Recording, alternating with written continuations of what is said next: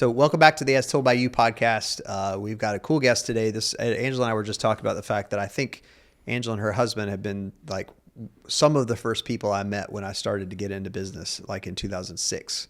So it's very cool to have you on the podcast and talk about what you're doing now. So introduce yourself and tell us what you're doing. Sure. So my name is Angela Koska. No Bill from way back, like we were just talking about, from photography and bridal shows. And now I own SandHills Bookkeeping. So I do bookkeeping for small businesses. And because everything is virtual nowadays, I can work with anybody anywhere in the country. So nice. That's what I do. That's a great position to be in. Tell me how did you go from photography to bookkeeping? Yeah. So I minored in accounting in college. Always liked it, was good at it. And when we were running our photography business and our bridal show business, I always did the books. Mm-hmm. So, been using QuickBooks since she bought it in a box with a CD at Office Depot. And somehow kept the box. I was watching Seinfeld the other day, and on his desk in the back of Seinfeld's set, there are boxes of software. Oh, wow. Like Excel and WordPerfect, and they're like all of these weird like relics of the past where you would buy the software and keep the box because it had the CDs in That's it. right. Yeah. So then if you need a new computer, you just pull out your little CD. So you had to reload everything. Reload your There's software. no way for it to transfer everything. Oh my goodness. Yeah, those were the days. Boy, we've been doing this a minute, haven't we? I know, yeah. Well, so tell me what drew you to bookkeeping? Because like for me, that seems like the worst job.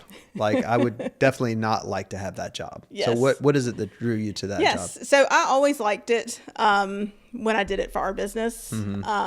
I'm a very detailed person, which was kind of the part I played in our business for a long time, was the detail person, the contract person, the paperwork person. My husband always jokes that he married me because I could fill out paperwork. So it's a good role to have filled. I mean, it's especially when you get those questions you don't know the answers to. Yeah. Do I have to fill this question out? Yes. Does it have a star by it? What is this form? Why are we filling out this form? That's right. So I just kind of always liked it, always did it, and had worked in banking some during that period as well. So money was kind of always a thing. And about 5 years ago, I decided, you know what, I think I'd like to just do this for people and help small business owners. So. That's great. Well, tell me what do you want people to get out of like working, doing their books? What is it you want them to get out of that? I would like, a lot of people go into business because they have a passion like video or baking or whatever else it might be. And they don't really understand the kind of business aspect of it and all the support work that it takes to get, employees, and what do you do about sales tax, and how do you file 1099s and all these sorts of things. They just thought they were going to get to make videos or bake cakes. Yeah. And so what I like to do is to be that support person, the partner on their team who can take all that away from them so they can do what they want to do instead of things that they probably don't want to do and things that they're probably not that great at anyway. Yeah. So. Well, I'll tell you how I learned is I got caught. Oh. That's how I learned. So pretty much every time I had to fill out a new thing is because this Department of Revenue figured out that I wasn't doing it and sent me a letter. Yeah. And so that's how I did my first sales tax. That's how I did business personal property tax. Yes. Like almost all of those, I got a letter from the Department of Revenue, and it would say, "Oh, you should have been paying sales tax for this whole last year, so now you owe us like $3,700 for sales tax." And I go, I have to pay sales tax? And then, so, that's a tough, it is. That's a tough thing for people getting into business. And it even happened to us. We were running the bridal shows, and then we got the letter, you owe admissions tax. Oh, there's an admissions tax? Yeah. Okay. There's always another tax, that? right? Yeah. It is. So it happens. It is a tough thing. What do most business owners, not, especially small businesses, what do most business owners not know about their bookkeeping that they should know? What do they do? What do they not do right that they should be doing better? There's a lot that doesn't get done right. But I think the thing that is most impactful is that because things aren't done right and they're not doing all the things, They don't have good data to analyze. Are we ready to hire an employee? Are we, ready to rent an office space, or do we have cash flow for that? So when you have kind of garbage in, you get garbage out, and then you can't make good business decisions.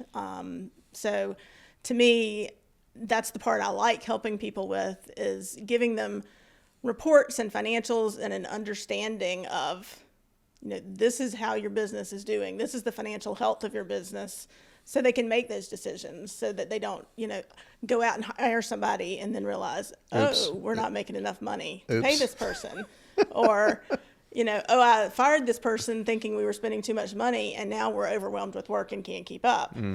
So the reports are good to do that. What is so if you were to talk to a business owner and say, here are the top, let's say 3 things that you should keep track of financially, what are those things? Definitely, P&L is obviously the most important report, so you can see if you're making money or not. So your net income, keeping track of your costs, making sure you're not spending too much to produce your product, because those are things you can adjust, and then a lot of people pay for themselves. It's a big issue for entrepreneurs. Knowing how to do it based on what kind of business you have, whether you have an LLC or an S corp, or you're just a sole prop doing business as. Just knowing how to pay yourself is a big thing, and then making sure you're paying yourself appropriately, because that's another thing you get a letter from the IRS for. If you don't pay yourself properly, if you have an S corp and you don't do it right, you'll get a letter. Yeah. And you just don't want those letters. You really don't. Yeah. They're really quite terrifying. Yeah. It's so funny that they set the tax code up like that. Like, you've got to guess how much, and we know, but we're not going to tell you. Yes. You've got to guess. And if you don't guess right, you might go to jail. That's right. So it's a strange system we have set up. Entrapment. Yeah, we like it, but it's it's an odd way that we've done that. If you had advice for small business owners, what would you tell them as far as their finances or accounting? I would say start working with somebody, or have somebody on your team who's good with numbers as soon as you start, even before you think you don't need somebody, so that you can grow and make good decisions. Like I said, a lot of people get into business because of the passion part of it, and then they just kind of sweep the business part under the rug until it catches up with them. And so I would say definitely getting people on your team, a good accountant, a good attorney, a good bookkeeper, so you have people around you who can be resources. Yeah. Yeah. Well, I remember the very first year I did taxes on a yellow legal pad. I had $19,000 in income, and I had something like $7,000 or $8,000 in expenses, and I wrote it all down and put the dates and the numbers, and I drove the yellow legal pad over to my accountant and handed that. He said, "What is this?" And I was like, "This is my business for the last year, And he goes, "This doesn't seem accurate." And I was like, "Well, I don't know. I don't know how else to do it." I was like, I remember doing all of these things, and I remember buying these things Right. at this time, and but and honestly, there have been several of those times. It's like, those are those moments you always remember. Like, I had my accountant in 2012.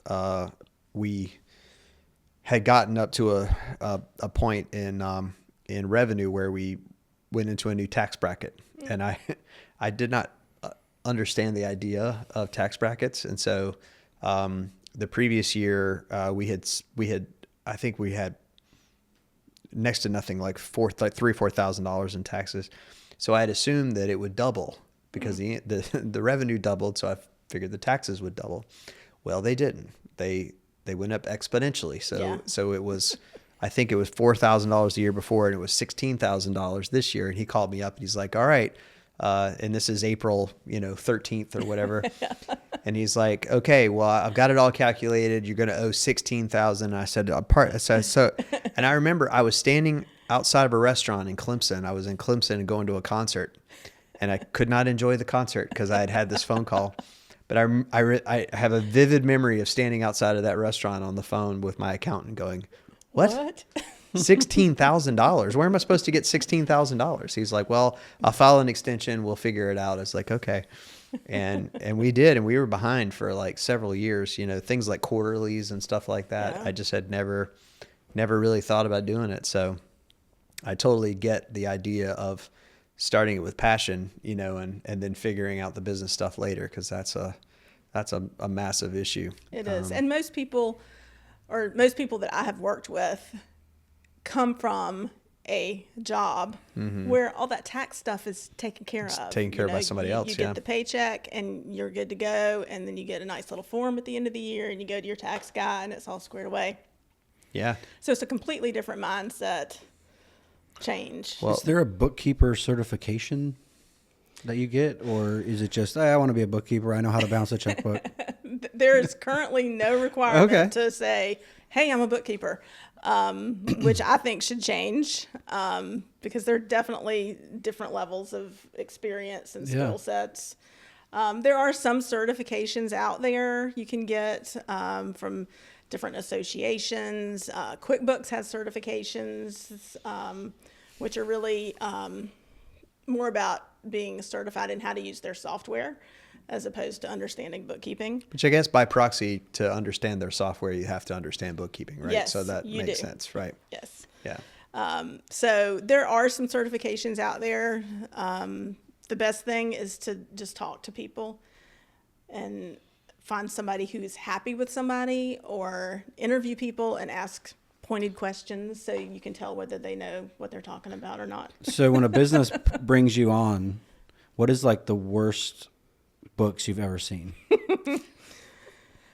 That's like, have you been like, I can't work with you people? Like ours were pretty bad. there's that's a close contest for worst books I've ever seen. Probably the worst books I've ever seen were from a real estate person who was, into all sorts of stuff, flipping, wholesaling, selling houses, property management, and was running everything out of one company. Something like 85 loans on their balance sheet that were not being taken care of properly on the balance sheet. We'll just put it that way. Things that were on their balance sheet that said they owned, like houses and stuff that they no longer owned. Pretty much almost every client that comes to me starts off with a mess that has to be straightened out to varying degrees. Some people haven't filed taxes in 1, 2, 3, 4 years. Yeah, you should definitely file taxes every year. That's a good tip Yes. to everyone who's watching. Yes. Please file your taxes every year. Yeah. Just do your best. One way or the other. And you can File always it. amend it if you Right. rework it and get them done correctly. You can always amend, but always pay what you think you owe. So do you ever work with MLMs? Like, because I've had several friends, which I'm not going to name, but who have been working with MLMs and making money and not paying the taxes properly on what they're doing, and run into a lot of trouble, with that. Have you ever seen that kind of thing? I don't really have any I can't even talk. MLMs. I don't really have any of those. Most of mine are just small business owners. I do have a fair number of real estate clients. The others are all service-based, like therapists, handymen, plumbers, that sort of thing. I don't have any MLMs. But Realtor's a tough one because they, they're tend to be independent, right? Yeah, they're 1099s. Yeah. Yes. So then it's all up to them to take care of all that stuff. Correct. Yep. And that, I imagine that can get tricky. And that became a very popular job like 4 years ago. Yeah. Like when all the interest rates went down Absolutely. and inventory went up, it became a real popular job. Yep. Do you see any trends in that kind of stuff? Like I'm assuming as a bookkeeper, you've got to keep up with the tax laws and how things are changing. Do you see any trends with that kind of stuff going forward? Something that people should be doing this year that maybe they didn't have to do last year? I think the main thing that's been going on now for now 2 years is something called BOI, which is beneficial ownership. There's actually a lawsuit going on now about it, a federal injunction against it, which is the government basically wanting every person who owns a business to fill out a form saying who owns this business and what percent do they own. Yeah, we had to do it in the fall. Yeah. We didn't do it because of the thing. Yeah. Of the lawsuit. Oh, really? Yeah. Oh, fun. You don't have to do it. I did it for Grant Photo and Video. Well, so I waited until the very last moment, and Yeah. then they said, "Oh, well, you don't have to do it because it's under." Right. So we didn't do it. So, Well, the and odd thing it's is- still in court. yeah. So, and that's the kind of thing, having people on your team to tell you as a business what does owner, this mean? like what does this mean? Because I've explained it so many times to clients, and what is it? Why are we having to do it? And then keeping people abreast of, okay, now they say you don't have to do it. Now they say you do have to do it. Now they've changed the deadline. Now you do, So I'm gonna just tell you, keeping up with that sort of stuff is a job. Sales tax for a wedding videographer was, I think, the dumbest thing in the world. Like if I made a DVD, I had to pay sales tax on the entire amount. Yep. So if I charged $3,000 to make the wedding video, I had to pay 7% or 9% at the time that I was doing it of that $7,000 or $3,000 on every job. And I had to pay it quarterly at first, which was a bigger number, but I only had to file it once every 3 months. And then I had to do it monthly. They switched it over to doing it monthly. And then I was like, oh, well, why am I doing DVDs? And I would explain to every wedding client, I'd be like, okay, if we don't do DVDs, then you don't have to pay sales tax. Because I started collecting the sales tax. I ate it in the beginning. I just like no, I'm just going to have to eat it, I guess. This is going to be just part of my expense. And I started passing it on. And so that's how I got away from making DVDs, which were difficult to do anyway, and I didn't see a whole lot of point in it, making the discs. And so if I didn't make the disc, I don't have to pay sales tax. So that's why we don't have to pay sales tax, because we don't make anything tangible. Right. But man, that's a tricky thing to navigate, And It is. And it was the same way for photography. When we gave people prints and albums and stuff, all of that was taxable. And then the entire amount is taxable. And then we went to CDs and we still owed them. So it's very tricky. And especially nowadays, with e-commerce and people who have Shopify and Amazon and they Etsy and wherever else, and they're getting all these funds from all these different states, and there's all these sales tax laws about Nexus and when you owe sales tax in which state and which county do you owe it to. I mean, it's very complicated. Yeah, it's really Brian was talking about certification courses. I think it's interesting that, like, of the business books that I read, and I've read a bunch of business books, especially getting into it and trying to figure out all this stuff. I don't think I've ever read anything about bookkeeping other than Profit First. I guess Profit First is like, Profit First? Are you familiar? Yeah. And it's one of the books that I recommend to everybody. That's not necessarily bookkeeping. It's more of like how to manage your money strategy. Yeah, like I guess bookkeeping would be also bookkeeping like is a lot of categorizing. Yeah. Yes, it is. Yeah. Like, if you love categorizing and organizing things, That is Do you correct. love spreadsheets? Do you love? Yes. In my mind, I have a shirt that says, "In my mind, I'm silently creating a spreadsheet for that." So, yes, if you love spreadsheets, this is your. This thing. is the job for you. Yes. Well, So the way I look at it, because it's like not with even taxes, really. No, Here's it's the not. information. Now Now give it tax to an accountant, accountant. You go do Right. it. That's Yeah. correct. Because we know you've been certified. That is right. absolutely correct. Yeah. The bookkeeper is kind of the minutia, detailed person, and can, collaborate with your tax preparer, and then Right. the tax preparer is the guy who's going to say, okay, this is how we're going to fill out the tax forms, which makes their life easier if you go to them with good books. Right. So, Right. Yeah, they like you a little more. Yeah, Yeah. and you don't get those letters quite as often. yes, right? you get less wanna letters from the Avoid government. those letters. Yeah, I mean, there's so many of the elements of that, and Brian knows. I mean, we subdivide our partnership like I'm going to run things and know what cameras we have and know which lens goes with which shoot and what lights are we sending, whatever. Brian's going to help with balancing the books and making sure payroll gets done, right? Yep. It's a good subdivision of labor because I don't want to mess with that stuff at all. Yep. And he knows I avoid it like the plague. Now, of course, I shouldn't avoid it completely. That would get me into trouble just in case. But at the same time, like, I can't, like I did it for a long time. I mean, for the first probably 10 years of our business, I was the bookkeeper, right? I was the one, and I did it on a yellow legal pad for a while. I did it on Excel for a while. We started using QuickBooks in 2013 or 14 and never got it right. I mean, never got it right. I mean, and I don't know if anybody out there has experience with QuickBooks, but man, I mean, like accountants, the people that we work with, bookkeepers, accountants, they didn't know how to do simple things like, I take a deposit this year for work I'm going to do next year, right? So what year does that work get credited to, right? Do we credit the whole thing now, or do we credit the deposit now and the payment then?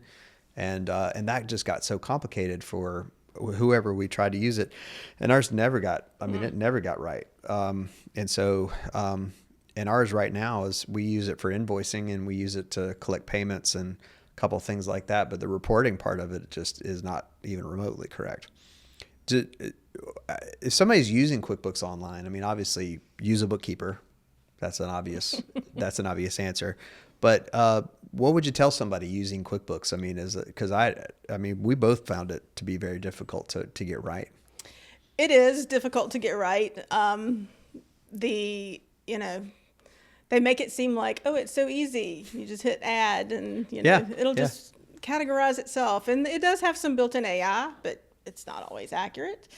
The trick is getting it set up right from the start, and really having an understanding of kind of some basic accounting principles about, what's on a balance sheet and what's on in P&L, so that when you're categorizing, you can figure out, okay, if I put this here, it's going to go there.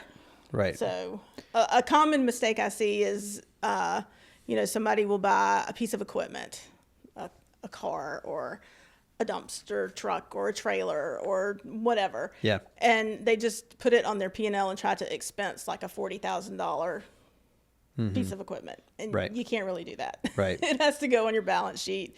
It has to be depreciated.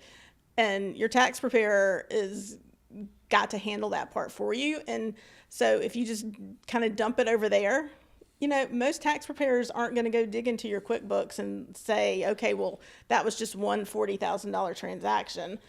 They're just going to get big numbers. They're going to look at it and go, okay, well, they bought a bunch of junk this year and spent $40,000. Mm-hmm. So then your books are off and you filed your taxes incorrectly, and then it just kind of stumbles after that. Yeah.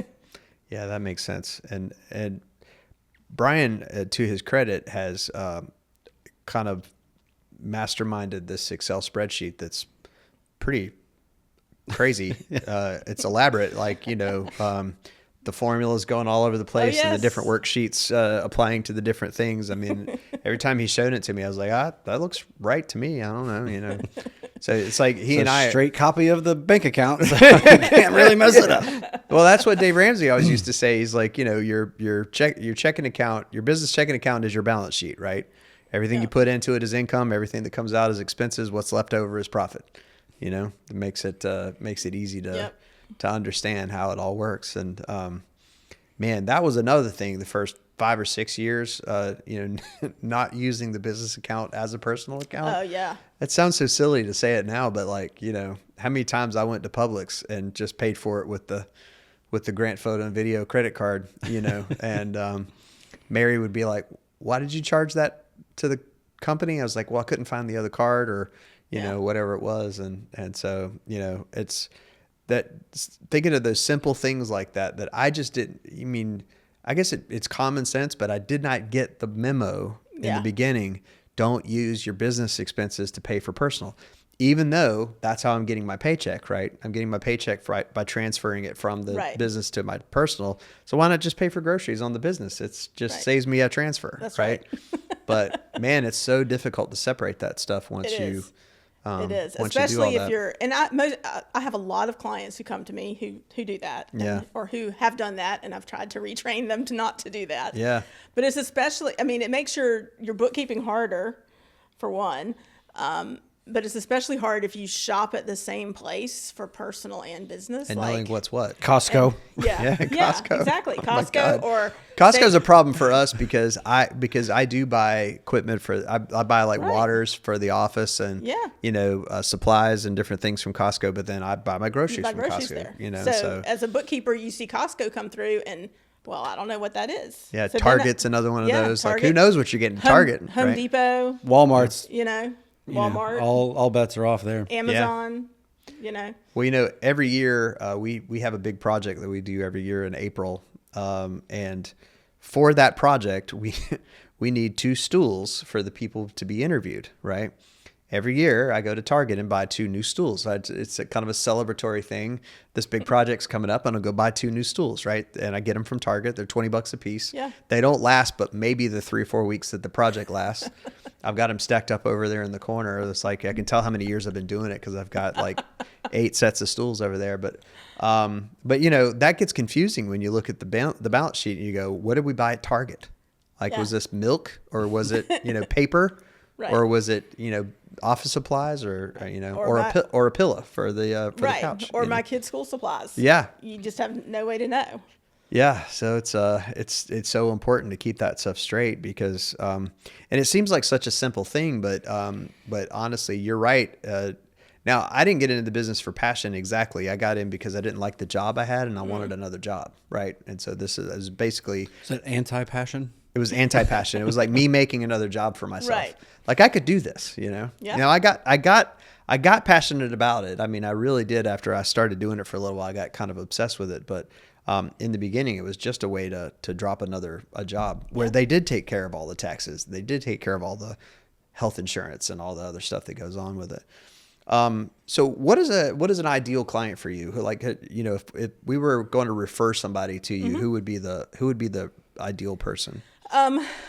Really just a service-based business who needs help with their bookkeeping. I don't really deal a lot with e-commerce people because of all that sales tax stuff we talked about earlier. So, I have clients who have employees. I have clients that are solopreneurs, people who are, handymen, plumbers. I just took on a concrete company. Trying to think who else. I've got a digital marketer. Obviously real estate, since I mentioned that before. Well, how are you getting the word out now? How are people finding out about you? Yep. A lot of referrals. I'm in the Blythewood Chamber because I live out in Blythewood. So I'm in the Blythewood Chamber.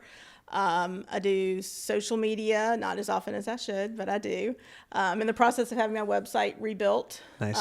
To improve some SEO and try to gather some business from other states. I've got a few out-of-state clients that I've had, but I'd like to get more traffic from other areas.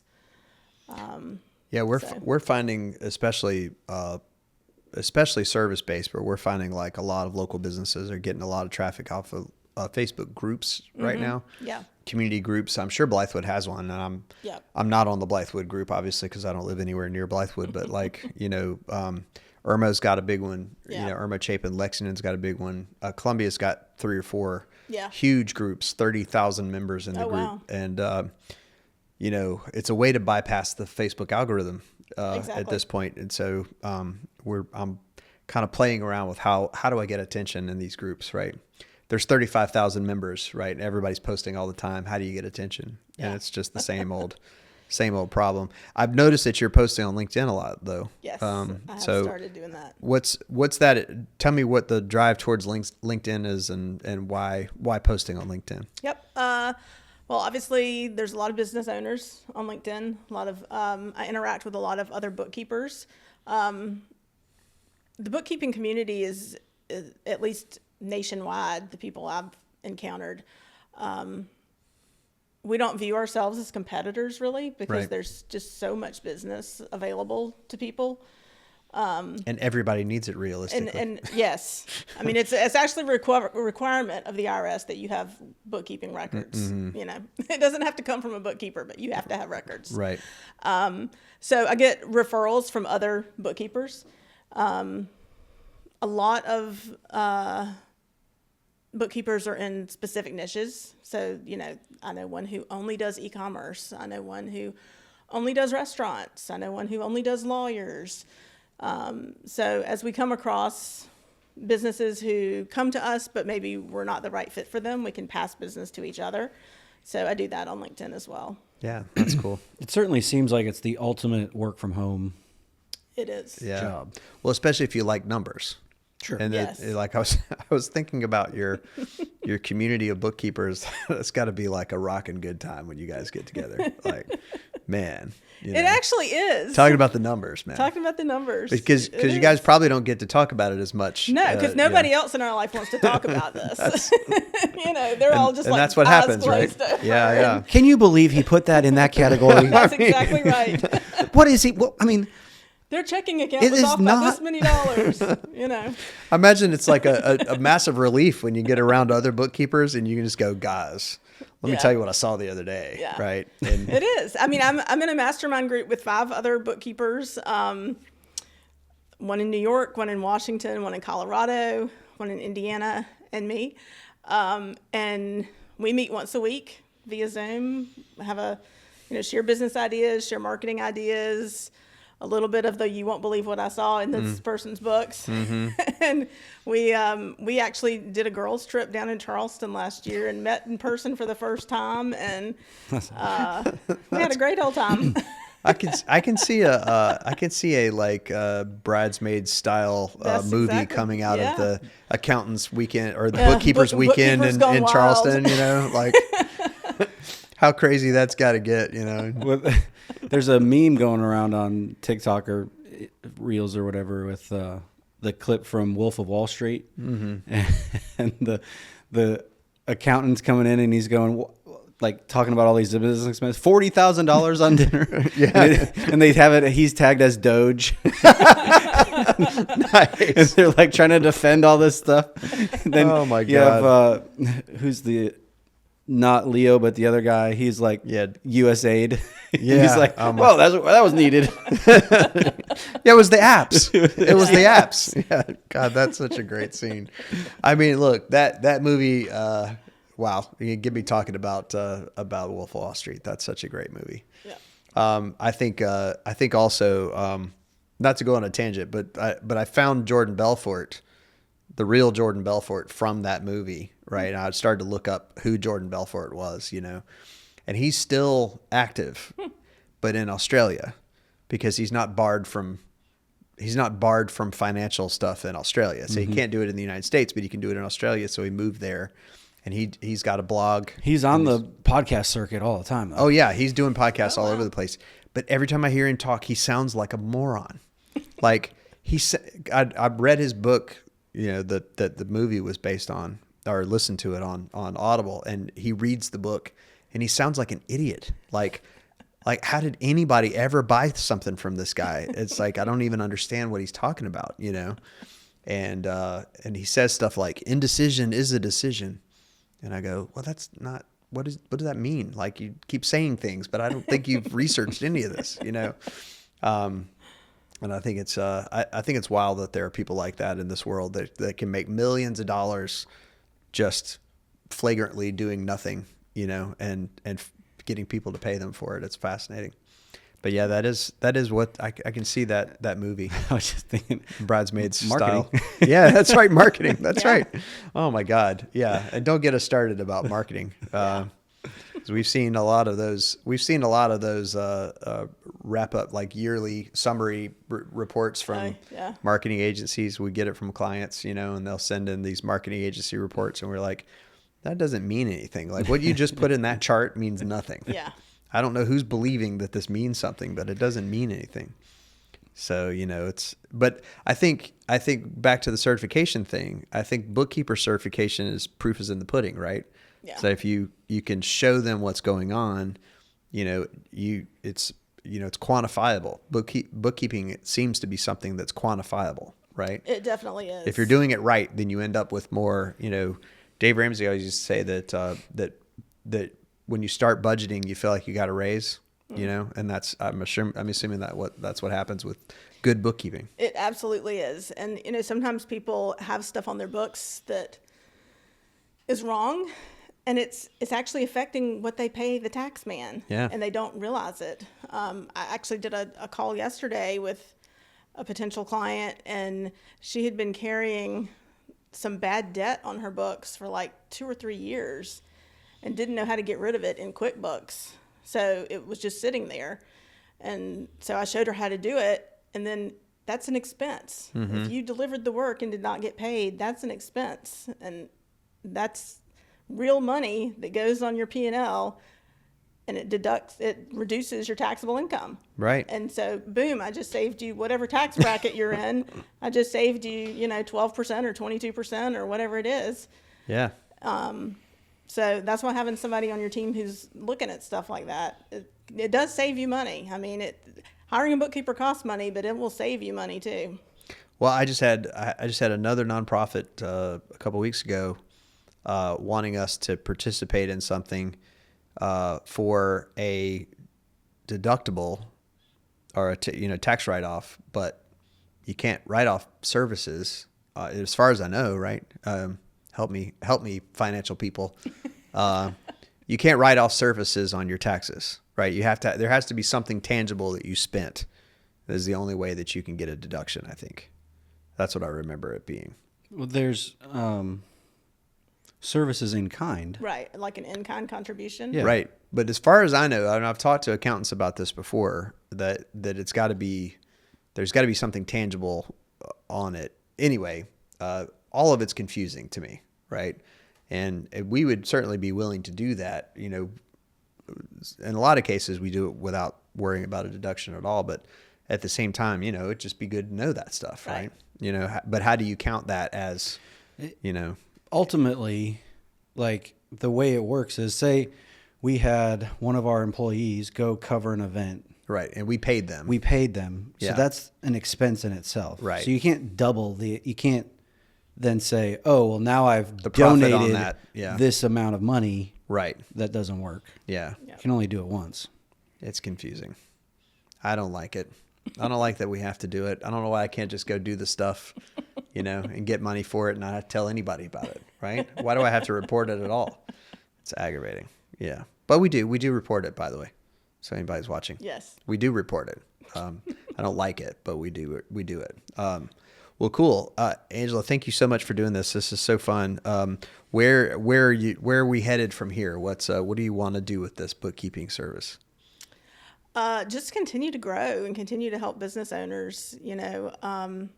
I've been, like you said, we've known each other a very long time. I've been self-employed person since, I won't say the year because that will age me.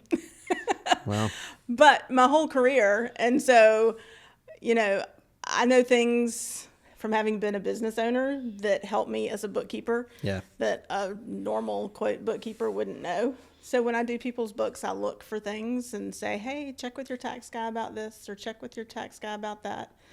So really just continue to grow and continue to help people with their business so they can grow their own business and do what they love instead of doing stuff they don't love. Cool. So that's awesome. Well, thanks for coming on the podcast.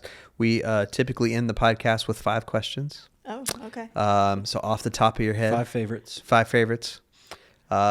So start off with what is your favorite movie? Favorite movie. Since we just talked about Wolf of Wall Street. Yeah, you did just talk about Wolf of Wall Street. I'm going to have to go with Ocean's 8. Oh. Holy. Wow. I didn't expect that. That's cool. I enjoyed that movie as well. I have to say. Movie. Have you seen it? Mm-hmm. You know what I'm talking about? Yeah. I love that movie. Awesome. What would be your last meal if you were on death row? And remember, you don't have to be healthy because you're on death row. That's right, because what does it matter? Yeah. I think I would probably go with a steak. Yeah. Filet. Yeah. That's a good choice. Just the biggest one they can bring you. Yeah. Because who cares? It's on the state's dime too, Yeah. That's good. All right, Brian, go. 3rd one. What's your favorite number? My favorite number? Yeah. Okay, is that really one of y'all's No, questions? not up to this point, Or but is that you're a especially bookkeeper. for me Yeah, that's since right. I'm You're a numbers I'm person. a numbers person. That's right. Okay. So then I will have to say that my favorite number is 0. Nice. Zero. Does that Balance. count as a number? Yeah. Okay. I love it.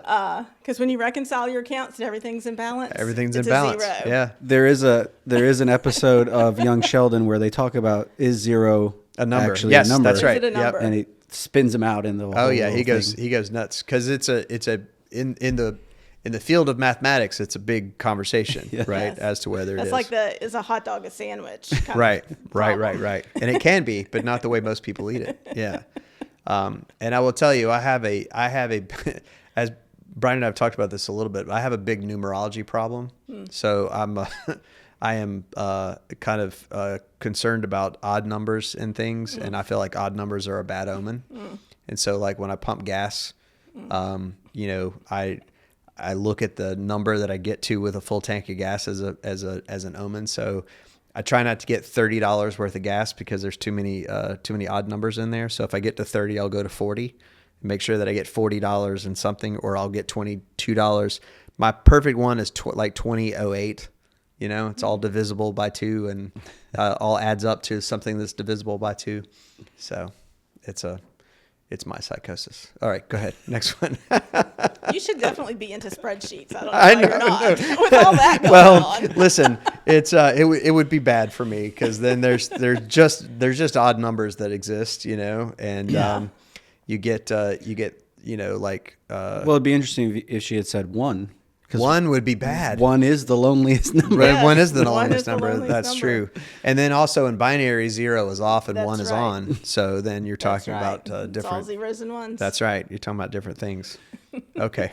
Sorry.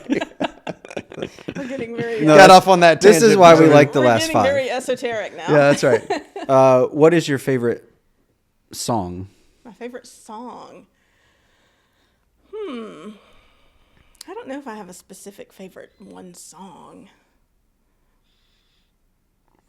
Generally, I'll just say I like yacht rock. Nice. Okay. Okay. That's kind of my favorite. That's kind of my groove. Have you seen the Yacht Rock documentary on HBO? No. So if you have HBO, there's a new documentary. It just came out in the fall about yacht rock and how it got started. So how Michael McDonald and Kenny Loggins and all these guys became the biggest artists in the world, and it's a progression that starts in the late 70s, and it's a Cool. great documentary. Well, I'll have to watch that. Should check it out. So yeah, I'm a Gen Xer, so I'm still into the 80s music. And, Yeah, that's awesome. Well, I auditioned with a band on Monday that I might end up playing with, and one of the songs that they wanted to play was "Separate Ways" by Journey, Oh yeah. and then they also wanted to play a like mid 70s prog rock song that was like real keyboard heavy. And I realized that I just intrinsically knew the Journey song, and I did not know the 70s song like at all. Like I had never listened to it, and I had to study it. But the Journey song was just like, oh yeah, I know this. I've been playing this for years, right? And I think that's what happens.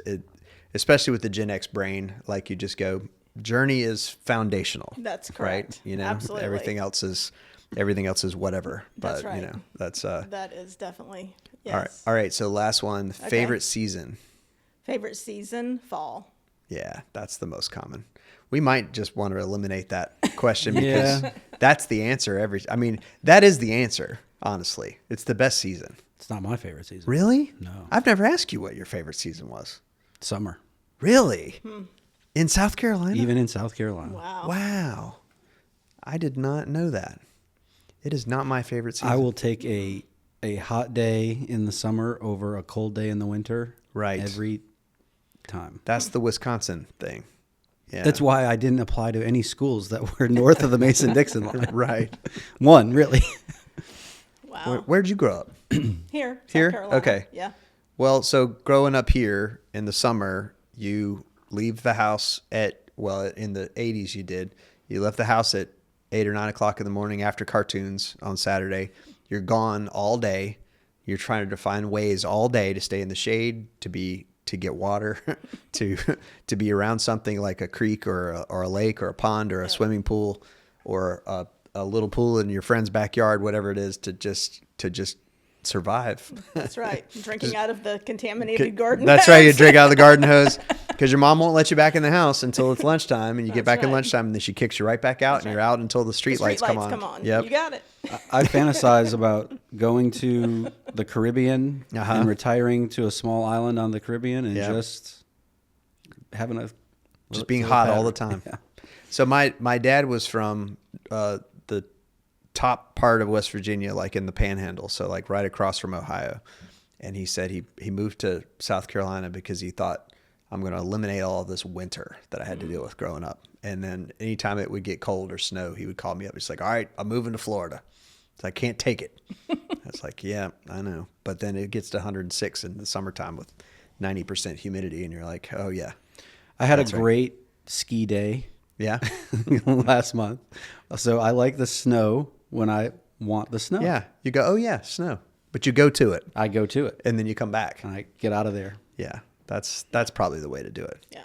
Yeah. You don't want it around all the time. No. Yeah. Now Ashley is moving to California, so she's moving to Santa Cruz, California, and so she's going to have kind of ideal weather around all the time. But then you got to live in California, so I don't know Yeah. what that's all about. But Yeah. you know, it definitely is a challenge. Well, Angela, thank you so much for coming in. Yes. This is so cool, and you for I'm having sure me. we'll be in touch. Yeah. Thanks.